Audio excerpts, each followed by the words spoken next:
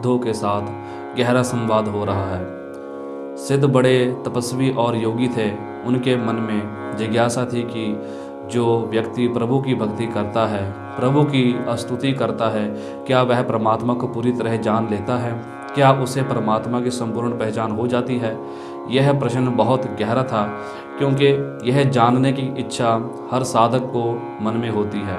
गुरु साहब बड़े प्रेम से समझाते हैं कि जो लोग प्रभु की स्तुति करते हैं, वे उसकी महिमा गाते हैं, उसका गुणगान करते हैं, लेकिन फिर भी वे उसकी महानता का पूरा अंत नहीं जान सकते। मनुष्य की बुद्धि सीमित है और परमात्मा असीम है। इसलिए चाहे कोई कितना भी भजन करे, कितनी भी तपस्या करे, वह परमात्मा की विशालता को पूरी तरह नहीं माप सकता। सो गुरु महाराज आगे फरमाते हैं, सा लाही सा लाहे एती सुरत ना पाइया, नदिया अतः वाह पवह समुद्र ना जानिय है।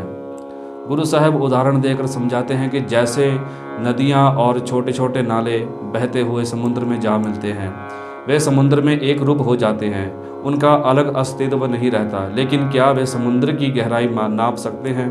क्या वे यह जान सकते हैं कि समुद्र कितना विशाल है? नहीं।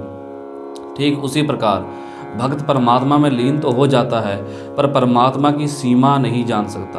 भक्त प्रभु का नाम जपते हैं, ध्यान करते हैं और आत्मिक सुख प्राप्त करते हैं, उन्हें शांति मिलती है, आनंद मिलता है, लेकिन फिर भी किसी ने परमात्मा का अनंत जो है अनंत स्वरूप अंत नहीं पाया।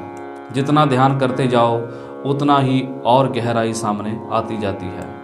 समुंद साह सुल्तान गिरहा सेती मालतान, कीड़ी तुल न होवनी जेत समन होना विसर है। फिर समझाया जाता है कि यदि किसी मनुष्य के मन में परमात्मा का नाम नहीं है, तो चाहे वह कितना भी बड़ा राजा क्यों ना हो, उसकी असली कीमत नहीं है। बाहरी वैभव, सत्ता और ताकत सब व्यर्थ है अगर मन में प्रभु का स्मरण नहीं है। चाहे कोई समुद्रों का मालिक कहलाए, धरती का बादशाह हो, उसके पास धन दौलत के पहाड़ हो, महल हो, सोना हो, लेकिन जो मनुष्य प्रभु का स्मरण करता है, उसकी दृष्टि में, उस भगवान की दृष्टि में बहुत छोटा है। सच्ची बादशाही नाम की है। जिसके हृदय में नाम बस गया वही असली बादशाह है। सिद्धों ने फिर प्रश्न किया